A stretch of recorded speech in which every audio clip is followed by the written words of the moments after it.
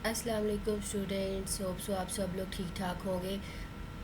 जी बेटा, ये जो आपका इसका आर्टिफिशियल इंटेलिजेंस का लेक्चर है, इसमें मैंने आप लोगों को थोड़ा सा प्रैक्टिकल के साथ इन टच करना है। आप लोगों के पास जो कोर्स कोड है, सारा सारा कोर्स कंटेंट अवेलेबल है ना आप लोगों के पास इसका?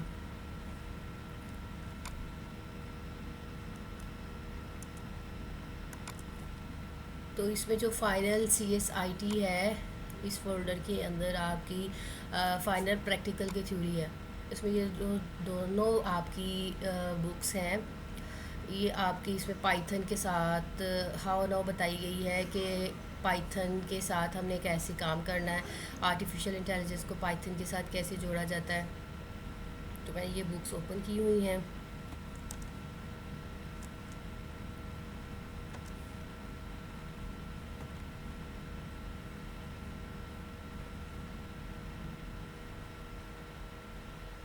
फर्स्ट चैप्टर से इसको ओपन कर रही हूँ मैं।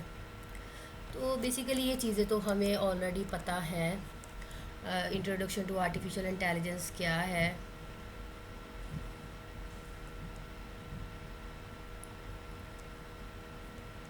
और इसमें ये सारी चीज़ें मतलब हम देखते हैं कि हम applications of AI, branches, turning test, relational agents, simple agents, general problem solving. फिर इसमें आते हैं कि इन पाइथन को इंस्टॉल कैसे करते हैं ऑपरेटिंग सिस्टम के ऊपर, और इसके जो जो पैकेजेस हैं वो चीज़। तो अभी तो बड़े अच्छे से पता है आर्टिफिशियल इंटेलिजेंस क्या है। एक ऐसा वे है जो मशीन्स को, मतलब हम जैसे ह्यूमन है ना, हम सोचते हैं, समझते हैं, टच करते हैं, हर चीज़ को परख रहे हैं। तो इसी तरह ये भी एक ऐसी मशीन होती है जो इंटेलिजेंट बिहेव करती है, सोचती और समझती है इंटेलिजेंसी के तौर पे। तो डिफरेंट साफ सी बात है, कोई सॉफ्टवेयर होता है ना जो मशीन को कंट्रोल करता है, ऐसे तो नहीं है ना। हमें भी तो अल्लाह ताला ने कंट्रोलिंग का सारा प्रोसीजर दिया हुआ है। तो AI को बनाने वाले भी ह्यूमंस ही हैं। हम ये कह सकते हैं humans like do same situation doing like that human, और एक्ट दैट लाइक ह्यूमन। हमें इसकी ज़रूरत क्यों पेश आई? हमें पता है कि AI जो है उसका बहुत ज़्यादा रोल है हमारी अब सोशल लाइफ के अंदर। हमें हर बार हम बहुत ज़्यादा ना डिपेंडेंट हो गए हुए हैं। हम खुद अपने काम से दूर भागते हैं, हम कहते हैं कोई और कर दे। हर चीज़ के लिए तो मशीन है। ये वैक्यूम ट्यूब्स हैं, हम उसको सफाई करने के लिए यूज़ करते हैं। तो वो भी तो एक मशीन है ना, उसको पता है कि मैंने क्या करना है, डस्ट को उठाना है। लेफ़्ट राइट टॉप बॉटम यही मूवमेंट होती है ना उसकी। तो यहाँ पे एक्चुअली ब्रेन का ये प्रोसीजर होता है, ब्रेन प्रोसेस ये होता है आपका इंटरचेंज इंक्रीजिंग कम्प्लेक्सिटी। और ये आपका ब्रेन है, ठीक है। ब्रेन ब्रेन स्टेम होता है। यहाँ पे क्या है, हार्ट रेट, बॉडी टेम्परेचर को सेट करते हैं। फिर उसके बाद मिड ब्रेन होता है, मोटर रेगुलेशन, एपिटाइट मतलब हम सेट करते हैं। फिर उसके बाद लिम्बिक होता है, लिम्बिक मतलब उसके अंदर बिहेवियर, इमोशंस वगैरह सेट करते हैं। न्यू कॉर्टेक्स मतलब यहाँ पे उसके अंदर थॉट्स देते हैं, सोचने की सलाहियत देते हैं उसको। तो ये आपका एक पूरा प्रोसीजर होता है जब आप एक इंटेलिजेंट सिस्टम रिकवर करते हैं। तो आप लोगों को ये स्टेप्स पता होने चाहिए। फिर उसके बाद जो भी आपका रा डाटा होता है उसको हम कन्वर्ट करने का क्या प्रोसीजर है। रा डाटा को कन्वर्ट करना है तो कैसे करते हैं, ये हमें पहले से भी पता है। डाटा होता है आपके पास, उसको प्रोसेसिंग के बाद इंफॉर्मेशन बनती है। चूँकि ये अब आपकी मशीन है, इंटेलिजेंस मशीन है, सिंपल मशीन नहीं है जो 01 की लैंग्वेज नहीं है। ये बेसिकली इंफॉर्मेशन उस चीज़ से गुजर गई। फिर आती है कॉग्निशन। कॉग्निशन होती है दिमाग की स्किल्स, दिमाग से रिलेटेड नॉलेज। फिर उसके बाद उसमें से पैटर्न एक्सट्रैक्शन। हम देखो कोई चीज़ देख रहे, व्यू कर रहे होते हैं, उसमें से हमने एब्स्ट्रैक्ट निकालना होता है। इसी तरह इतने सारे नॉलेज में से उसने पैटर्न एक्सट्रैक्शन करनी होती है, मतलब जो चीज़ उसको चाहिए वो उसने काम करना है। अंडरस्टैंड होगी फिर इन्फेरेंस, मतलब अब समझ आ गई है, देन वो इंटेलिजेंस उसको क्या परफॉर्म कर देगा। तो ये सारा इसका तरीक़ाकार है। तो डाटा जो है बहुत सारे कंप्यूटर्स के ऊपर, बहुत सारे मशीन्स के ऊपर, इंटेलिजेंट मशीन के ऊपर मल्टीपल सोर्सेज से साइमल्टेनियसली परफॉर्म किया जा सकता है।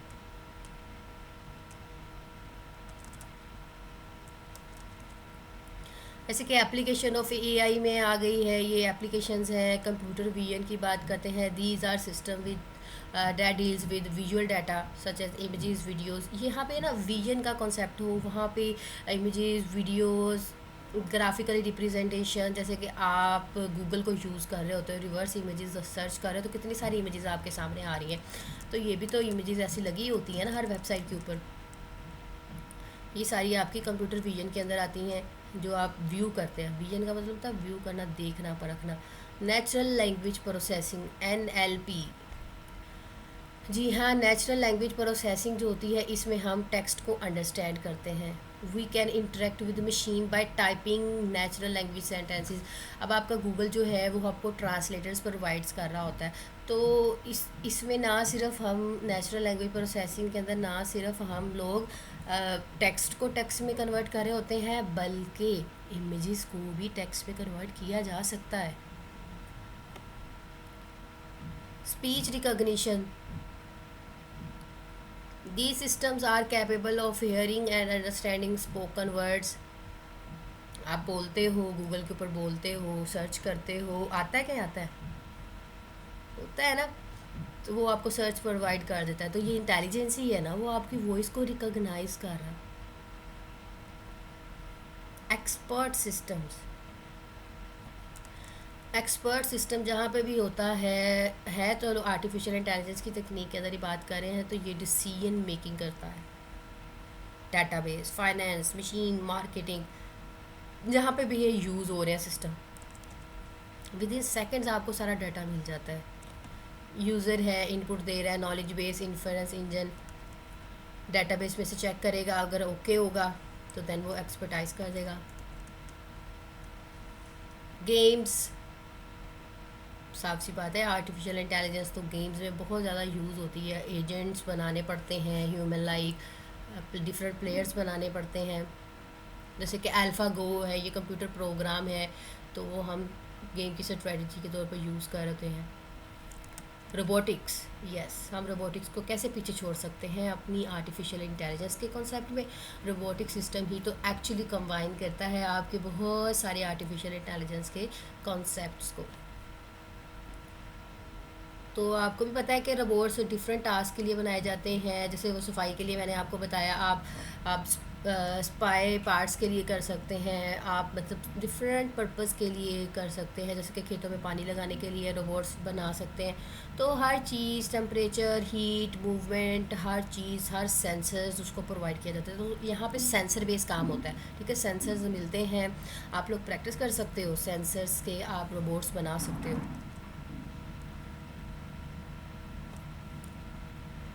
देन आती है ब्रांचेस। ब्रांचेस रियल वर्ल्ड जो भी प्रॉब्लम है आपकी, ये आर्टिफिशियल इंटेलिजेंस की ब्रांचेस उसको सॉल्व आउट करती हैं। Machine learning and pattern recognition. Machine learning जो होती है, आप इसकी इंटरनल स्टडी करते हो। मशीन लर्निंग हो गया, डीप लर्निंग हो गया, पैटर्न रिकॉग्निशन करते हैं। अब जहाँ मतलब एक इमेज है, उसके डिफरेंट पैटर्न को रीड आउट करना है, ठीक है, तो आप इमेजेस को रीड कर सकते हैं।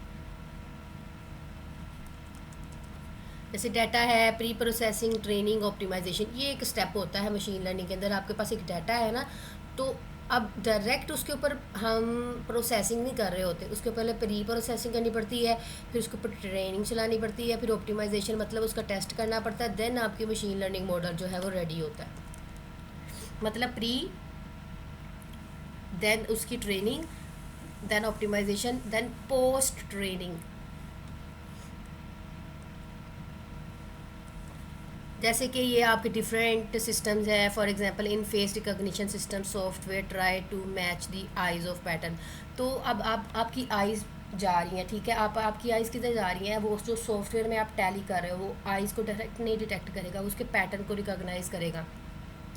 आपके आइज़ के सारे सिंबल्स को देखेगा, उसकी आर्टरीज़ को देखेगा। आइज़ की जो ये वेन्स होती है इसको आर्टरीज़ कहते हैं, तो इन आर्टरीज़ को देखेगा।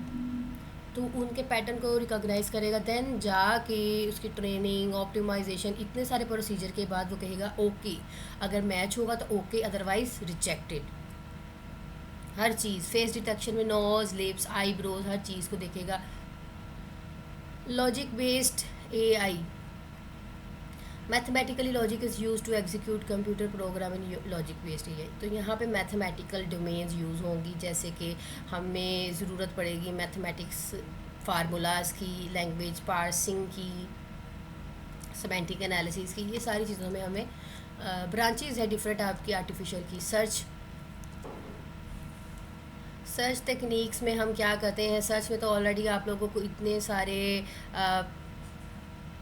मेथड्स बताए हैं, अनइन्फॉर्म्ड, इन्फॉर्म्ड, एडवर्सेरियल। उसके बाद हमने प्रोनिंग को देखा, सॉरी अभी अल्फ़ा बीटा प्रोनिंग हमने करना है, मिनीमैक्स और मिनीमैक्स एल्गोरिथम्स को देखा। सो यही बात है कि हम ऑप्टिमल पाथ को चूज़ करते हैं। इसके ऊपर मैं इतनी डिटेल में नहीं बता रही क्योंकि ये ऑलरेडी मैंने आपको बहुत डिटेल में बताया। नेटवर्किंग होगी, रिसोर्स एलोकेशन, स्केजुलिंग, ईटीसी, हर जगह पे सर्च के एल्गोरिथम आप लोगों ने देखे हैं। ऑपरेटिंग सिस्टम में स्केजुलिंग के एल्गोरिथम थे, रिसोर्स एलोकेशन के एल्गोरिथम थे।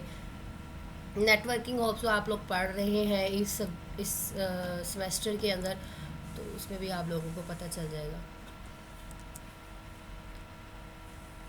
नॉलेज रिप्रेजेंटेशन,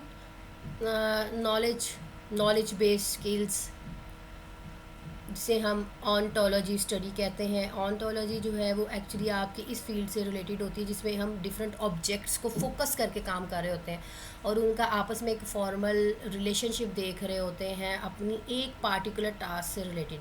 देखो भाई, दुनिया में एक पार्टिकुलर टास्क है, डिफरेंट उसकी हायरार्की की फॉर्म में हम काम कर रहे होते हैं। ठीक है जी, ये आपका एक स्ट्रक्चर है। लेट्स सपोज ये इन्फॉर्मेशन ऐसी होती है, तो यहाँ पे ये क्या है, नॉलेज बेस है। नॉलेज बेस है, इन्फॉर्मेशन में हमें समझ नहीं आ रही, लेकिन नॉलेज बेस में हम एक्चुअली देखो भाई मैच हो रहे हैं एक दूसरे के साथ, कौन सी ब्रांच किसके साथ अटैच है। तो ये एक्चुअली यहाँ पे नॉलेज बेस में रिलेशनशिप जनरेट किया जाता है, इसलिए ये आर्टिफिशियल इंटेलिजेंस की ब्रांच है। देन प्लानिंग, मैक्सिमम और मिनिमम, आपकी जो भी कॉस्ट होगी उसके अकॉर्डिंग सारी प्लानिंग करनी है अपने गोल को अचीव करने के लिए। ह्यूरिस्टिक क्या तकनीक थी जो कि आपकी प्रॉब्लम को सॉल्व करने के लिए यूज़ करते हैं ना प्रैक्टिकली। कैसे हम ह्यूरिस्टिक, आप भी इसमें भी मतलब शॉर्ट टर्म ज़रूर है, लेकिन हम ये नहीं कह सकते कि ऑप्टिमल है ये।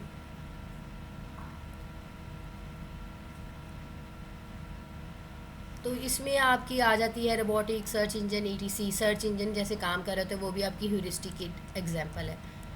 जेनेटिक प्रोग्रामिंग, जेनेटिक का तो पता ही है ना, जीन से जो चलती आती हैं, तो वही एक तरीकाकार है टू सॉल्व आ टास्क, जो भी आपकी सिलेक्टनेस के साथ जो भी आप चूज़ करें उसके अंदर फिट होगा, लाइक आपके गोल को अचीव करने के लिए। पर्पस हमें यही है कि हमें अपने गोल को अचीव करना है, हमें अपनी स्टेट को गेट करना है।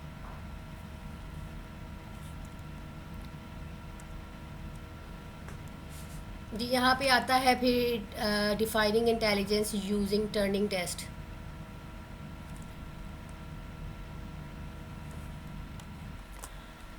ओके जी बेटा, एनीवे ये साथ साथ चलता जाएगा बिकॉज ये ऑलरेडी हमने थ्योरी पढ़ ली हुई हैं।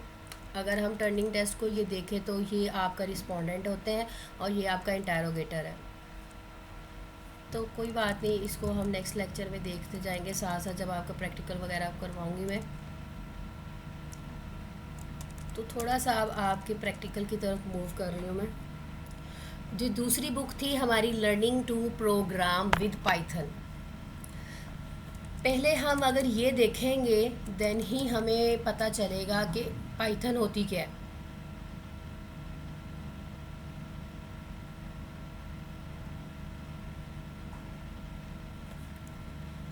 ये तो सिंपल एक चीज़ लिखी है ना, सॉफ्टवेयर की डेफिनेशन लिखी है, सॉफ्टवेयर क्या है। और आपको पता है कि कंप्यूटर जो है ये बाइनरी बेस्ड टूल की फॉर्म में काम करता है।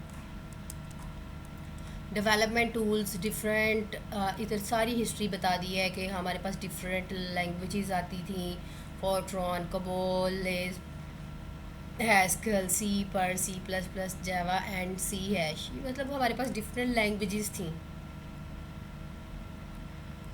तो अगर हमने इस प्रोग्राम को पाइथन के अंदर लिखना है तो these 3 lines do not make up complete Python programme. ये एक्चुअली एक पूरा कंप्लीट प्रोग्राम शो नहीं कर रही। 3 वर्ड सब total text and total called variables, ऐसे ही है ना, ये हमारे क्या हैं, ये वेरिएबल्स हैं। तो ये तो इन्फॉर्मेशन को कैरी कर रहे हैं। कंपाइलर का क्या काम होता है, इंटरप्रेटर का क्या काम होता है। आपका जो कंपाइलर होता है उसने तो एज अ होल आपका प्रोग्राम सोर्स कोड जो आप राइट कर रहे होते हैं ना, प्रोग्राम सोर्स कोड को ऑब्जेक्ट कोड में कन्वर्ट कर देना होता है एक साथ। और इंटरप्रेटर ने क्या करना होता है, लाइन बाय लाइन, मतलब पहले ये वाली लाइन आ गई, फिर ये वाली लाइन आ गई, ये वाली लाइन आ गई। लेकिन कंपाइलर ने जितना भी आपने प्रोग्राम लिखा है ना, एज अ होल इसको कंपाइल करना टाइम टेकिंग होता है वो।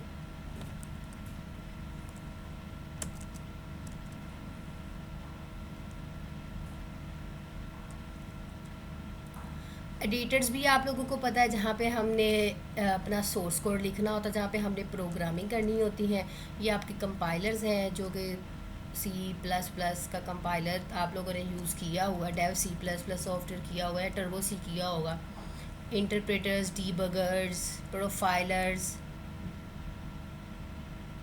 आईडीईज वो विंडोज़ होती हैं जो आपका इंटीग्रेटेड डेवलपमेंट होती हैं। तो हर एक सॉफ्टवेयर की आईडीईज लाजमी होती है। उसी की वजह से तो हम उसके साथ कोडिंग करके अपनी आउटपुट देख रहे होते हैं। Learning programming with Python.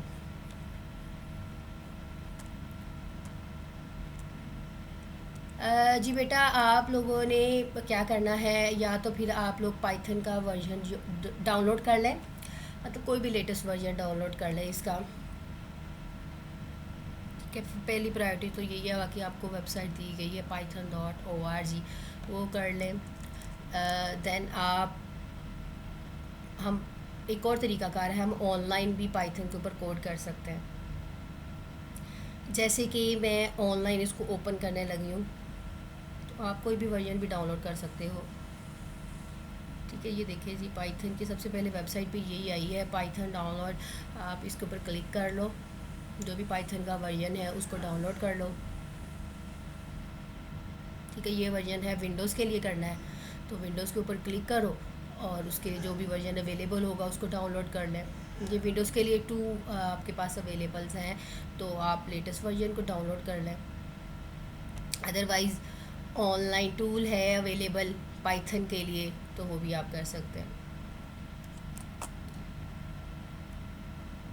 ये देखें जी, यहाँ पे जैसे कि पाइथन के लिए प्रोग्राम सिंपल लिखा है प्रिंट हेलो वर्ल्ड, तो ये प्रिंट हुआ।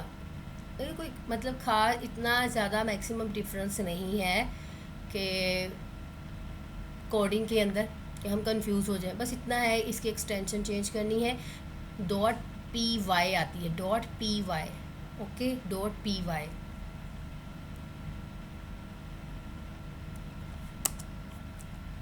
ये भी बाकी आपने अपनी जो इनपुट्स हैं उसको करवाना है प्रिंट, तो वो आप करवा सकते हो।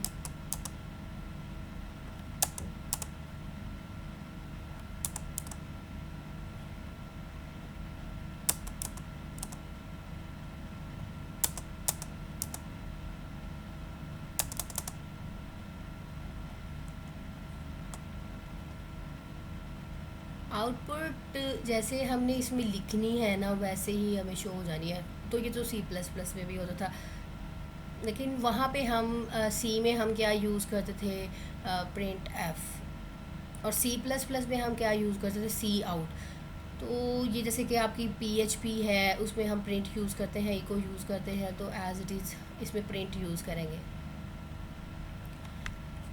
लेट्स देखें जी, ये भी वही चीज़ है, प्रिंट की एग्जांपल दी गई है कि print this is a simple Python programme. और उसको क्या किया है, उन्होंने कहा है कि इसको सेव करना है simple.py के नाम से।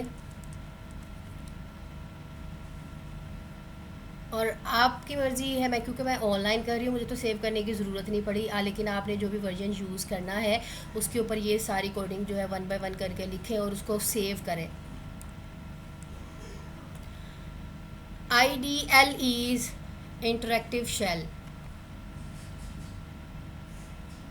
चूँकि ये इंटीग्रेटेड डेवलपमेंट के साथ अटैच है तो आप उसी चीज़ से रेलिवेंट डाउनलोड करें। विंडो है तो विंडो से, लाइनेक्स है तो लाइनेक्स का, मैक का वर्जन है तो मैक से रेलिवेंट ही डाउनलोड करें। हर एक वर्जन अवेलेबल है यहाँ पे। ठीक है, आप क्या करेंगे, आपको पता है मेन्यू में जाओगे और सेलेक्ट करोगे, न्यू विंडो जो है वो ओपन करेंगे और आपके सामने एक फ़ाइल ओपन हो जाएगी। देन आप उसके ऊपर कोड करो और उसको सेव करो। और इसमें हम जो प्रोग्राम रन कर सकते हैं वो प्रेसिंग F5 फंक्शन की के साथ करेंगे। रन नहीं तो अदरवाइज़ आप रन मेन्यू के अंदर जाके उसको रन कर लें। सो ये तो बहुत इजी चीज़ है, इसमें तो कोई ऐसी बात नहीं है कि जो आप लोगों को समझना है। बेसिक है, जैसे हम सी में C++ का कोड करते हैं वैसे ही है। ये देखिए जी, पाइथन का शेल ऐसे होगा।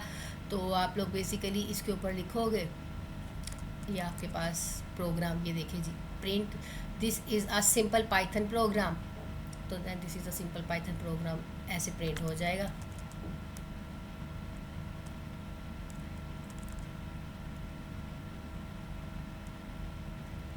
न्यू फाइल ओपन करेंगे तो इस तरह आएगी। देन सेव, फिर प्रोग्राम लिखा, मतलब उसी चीज़ को अगेन एंड अगेन बताया हुआ है। एंड देन जो अभी मैंने आउटपुट की है आपके सामने, सिंपल इस तरह की आउटपुट एज इट इज़ लिखोगे, एज इट इज़ प्रिंट होगा। ठीक है, ये भी आप लोगों ने देख ली है, ये देखें प्रिंट हुई है ऐसे।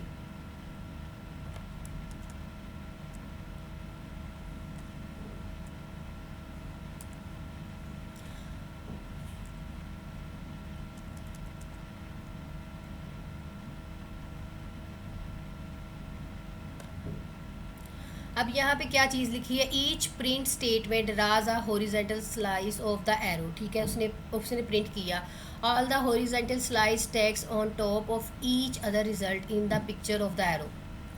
This statement from a block of Python code, जो भी आपने कोड लिखा है, it is important that no white space, space और टैब्स, मतलब it is important that no white space, कोई भी स्पेस अगर लेट्स सपोज नहीं है, come before the beginning of each statement. In Python the indentation, हम इंडेंट देते हैं ना, थोड़ा सा, ये जैसे ये इंडेंट दिया हुआ है, ये इतना छोड़ के आगे हुआ है, ये इंडेंट है। Insignificant as must be done properly. तो देन आपकी जो भी आउटपुट होगी वो क्या होगी, single space before a statement in the interactive shell, ऐसे हमें जो है वो आएगा। तो इसमें एरर्स आएगा,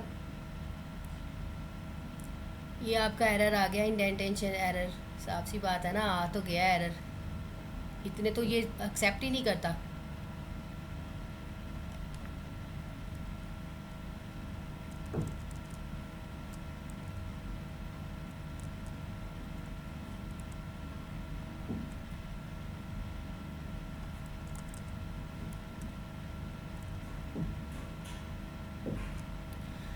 इस वाले चैप्टर के अंदर ज़्यादा डेफिनेशन थी और आपको थोड़ा सा हाउ नाउ बताया है कि जी कैसे हमने उसको देखना है, Python, how know what is Python and what the use of Python, कैसे हमने उसकी फ़ाइल को डाउनलोड करना है, कैसे उसको सेव करना है। याद रखिएगा .py के नाम से ही हमने सेव करना होता है।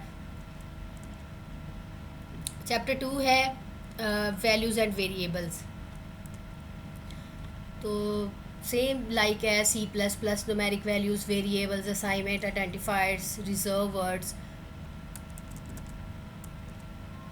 अब इंटीजर वैल्यूज़, हमें पता है इंटीजर वैल्यूज़ क्या होती हैं, काउंटिंग की वैल्यूज़, मतलब आपकी इसमें माइनस इंटीजर्स भी आ सकते हैं और प्लस इंटीजर्स भी आ सकते हैं। लेकिन ये याद रखिएगा, फ्रैक्शन नहीं आएगी, पॉइंट्स वाली वैल्यू नहीं आएगी। अब ये आप कह दें कि जी इंटीजर है तो इसमें पॉइंट्स की वैल्यू आ जाएगी, नहीं। इंटीजर्स के अंदर पॉजिटिव, नेगेटिव और ज़ीरो आ सकता है, लेकिन इसके अंदर फ्रैक्शन की वैल्यूज़ नहीं आएंगी।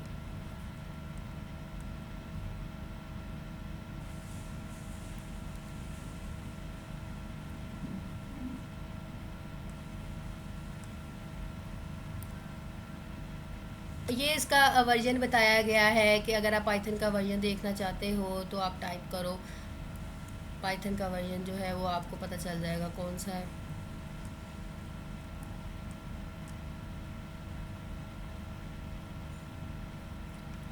तो हम बेसिकली इसके अंदर जब हमने शेल के अंदर एग्जीक्यूट करवाना है अपनी ये जो पाइथन के हम प्रोग्राम लिख रहे हैं उसके मतलब रीड, एवल, प्रिंट, लूप, ये वाले जो हैं हमने इंटरेक्टिव शेल्स यूज़ करने हैं।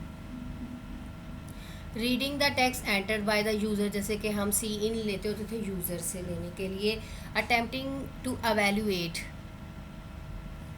The user input in the context of what the user has entered up that point, उसने क्या एंटर किया, क्या एवेल्यूएट करना चाह रहा है। प्रिंटिंग का तो पता ही है, उसने क्या जो यूज़र से इनपुट ली है उसकी एवेल्यूएशन करवानी है।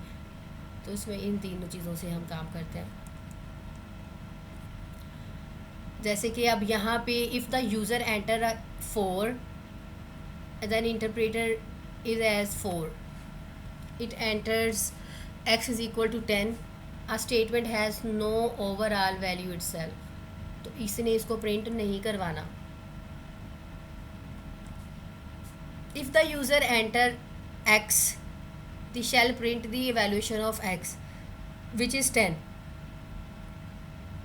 if the user next enter y, the shall report error because y has not been defined in a previous interaction। ठीक है, उसने पहले हमने उसको ऐड नहीं किया। सो पाइथन के अंदर क्या है, Python uses this symbol plus symbol with integers to perform normal arithmetic addition, so the interactive shell can serve a handy adding machine। हम यहाँ पे ऐसे करेंगे इसके अंदर 3 + 4, ठीक है 7 हो गया, 1 + 2 + 4 + 10 + 3 इस तरह कर रहे हैं। और सिंपल अगर हम प्रिंट के अंदर भी करें तो तब भी ये शो हो जाएगा। तो हम यहाँ पे करके देख लेते हैं।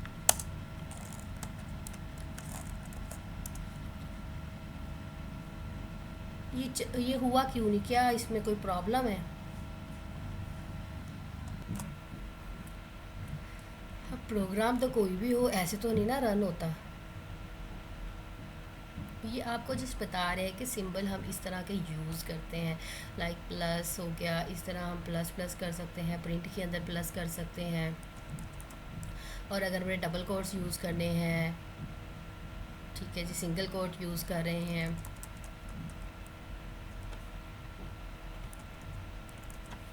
ABC प्रिंट करवाना चाह रहे हैं, तो इस चीज़ के बारे में ये बता रहे हैं। ये नहीं कह रहे कि हमने इसको ऐसे ही सम अप करना है। तो हमें भी पता है कि कोई भी करेक्टर है उसको तो नहीं ना वो एक्सेप्ट करेगा विदाउट कोड्स, तो नहीं ना हम उसको लिख सकते। डिफरेंट इंट 5, अब ये चीज़ें हैं एक्चुअली इसके साथ आपकी ये चलनी है। ये जैसे कि ये स्ट्रिंग है, इसको एज अ स्ट्रिंग ले रहा है।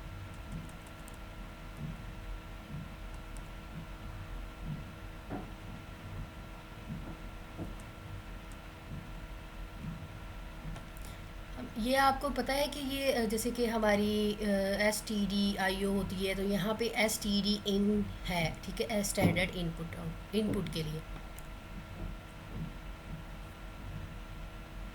पहले हमने ऐसे कंकैटिनेट करने होते हैं।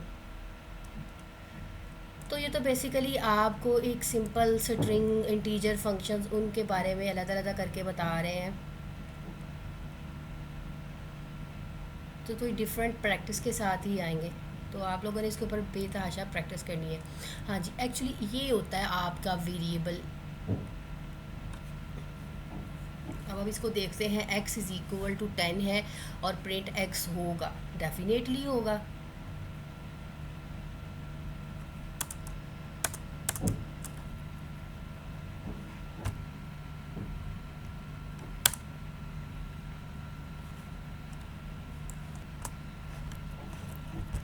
x = 10 है और प्रिंट करवा दो पैरेंथेसिस के अंदर क्या, x। देखिए जी, इसके एंड पे हमें टर्मिनेटर लगाने की ज़रूरत भी नहीं है, ऑटोमेटिकली भी हो जाता है। तो टर्मिनेटर नहीं भी लगा तो उसके बगैर भी आपकी आउटपुट जो है वो रन हो रही है। तो एक सिंपल चीज़ थी। अब इसमें और इसमें क्या डिफरेंस है? अब अगर मैं यहाँ पे सिंगल कोड लगाती हूँ तो अब क्या होगा? क्योंकि उसने इसको एज आ करेक्टर लिया। हमें पता है जब हम सिंगल कोट या डबल कोट्स लगाते हैं तो उसको एज इट इज़ प्रिंट करवाना है। अगर मैं डबल कोट्स लगाती हूँ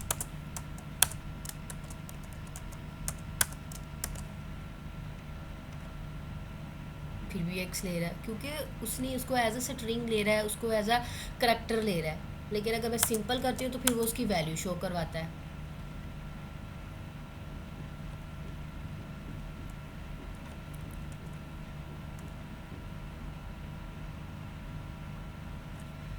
अब ये चीज़ हमें भी पता है कि जब हम x इज़ इक्वल टू 5 लिखते हैं, इसका तो मतलब ये होता है ना कि x is a sign of the value of 5। ठीक है, x ने किसकी वैल्यू गेट की है? 5 की। क्योंकि हम पता है कि हमारी जो इस साइड पे वाली वैल्यू होती है आपकी राइट साइड वाली, वो लेफ्ट वाले कंटेनर को असाइन की जाती है।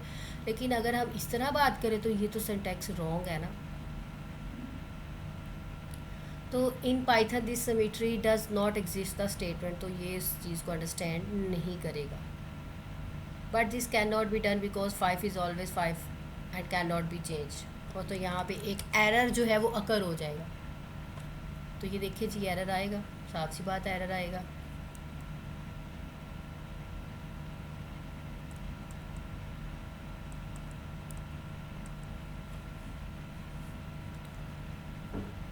देन उसके बाद ये स्टेटमेंट लिखी है, अगर x के अंदर वैल्यू है 10 तो उसको प्रिंट करवा रहा है x इज़ इक्वल टू, मतलब उसको एज इट इज़ ले रहा है और प्लस एज अ स्ट्रिंग उसकी x करवा रहा है। तो ये क्या चीज़ हो रही है?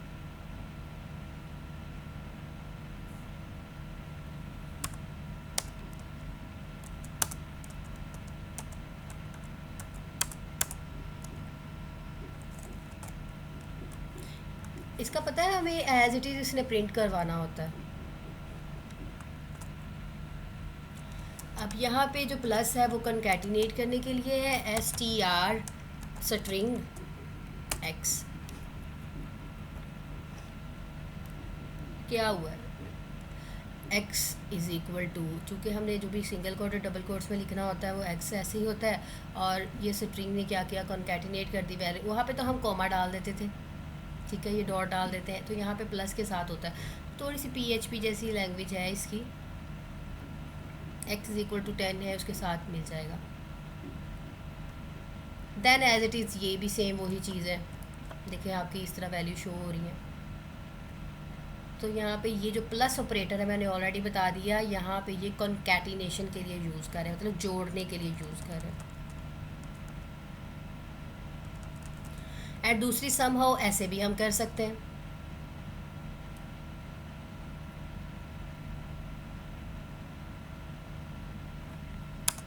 जैसे कि यहाँ पे मैं इसके बाद डालती हूँ comma and then run. Value तो आ गई है ना।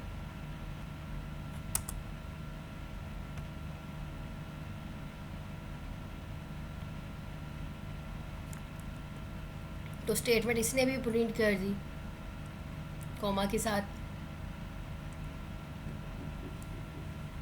जब हम बहुत सारे वेरिएबल्स असाइन करते होते हैं x y z, तो हम उसकी वैल्यू को ऐसे असाइन करेंगे इसके अंदर,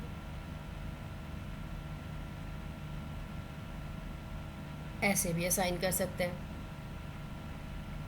तो इससे क्या है, x comma y comma z is equal to 100 - 45 0, ये पता चल गया ये x की वैल्यू है, ये पता चल जाएगा y की है जी, ये z की है, उसको प्रिंट करवा रहे हैं, x की वैल्यू ऐसे हो जाएगी, फिर उसके बाद y की वैल्यू, मतलब कॉमा के साथ सेपरेटेड करते जाएंगे और आपकी वैल्यू जो है वो प्रिंट होती जाएंगी। एंड ये भी पता है कि ये एक वेरिएबल है, उसके अंदर टू वैल्यूज़ है। तो ये टू वैल्यूज़ किसके अंदर स्टोर हुई हैं? इस कंटेनर के अंदर ही है ना। अगर हमने कम असाइन करनी है is equal to b, that's it.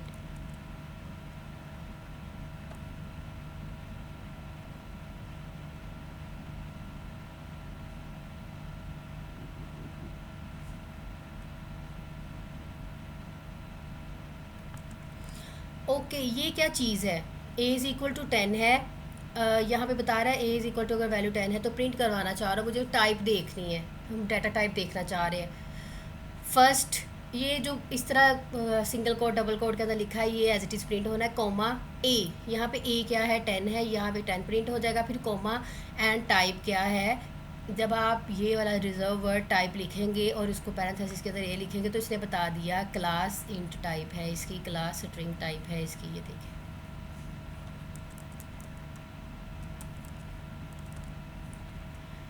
Identifiers same that a is equal to 2, b is equal to 5, हर के अंदर वैल्यूज़ पुट की हुई हैं। Is equal to 3, a is equal to b, b is equal to 7। ये है इसके identifier सारे जो लिखे हुए हैं।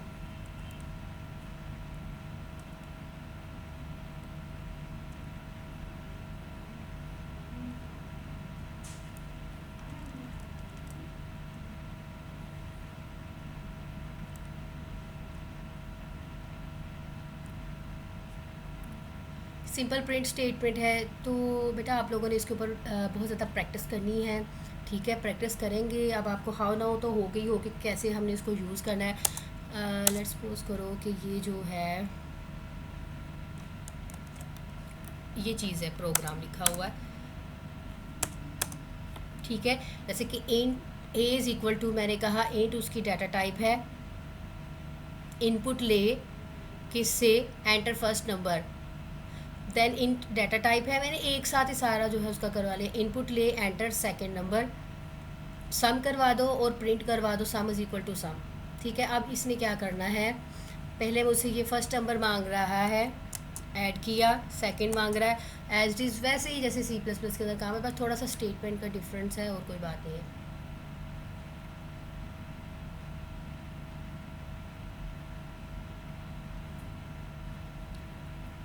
होप सो स्टूडेंट्स, लेक्चर बहुत ज़्यादा लेंथी हो गया है, तो मेरा पर्पज़ था आप लोगों को इसकी हाउ नो देना। आपने पाइथन का वर्जन डाउनलोड करना है, वहाँ पे प्रैक्टिस करें। ठीक है, आप लोगों ने ये दोनों बुक्स को फॉलो करना है लाजमी, इधर से प्रैक्टिस करें। और एक आपको और सोर्स मैं बताती हूँ जहाँ से सब ही प्रैक्टिस करना पसंद करते हैं, W3 स्कूल से। तो बेसिकली अगर आपको सारा सीखना है, जो W3 स्कूल के ऊपर जाएंगे, ठीक है ना, पाइथन के ट्यूटोरियल्स आ रहे हैं, तो हम इसको स्क्रॉल करें। ये देखें जी, लर्निंग पाइथन।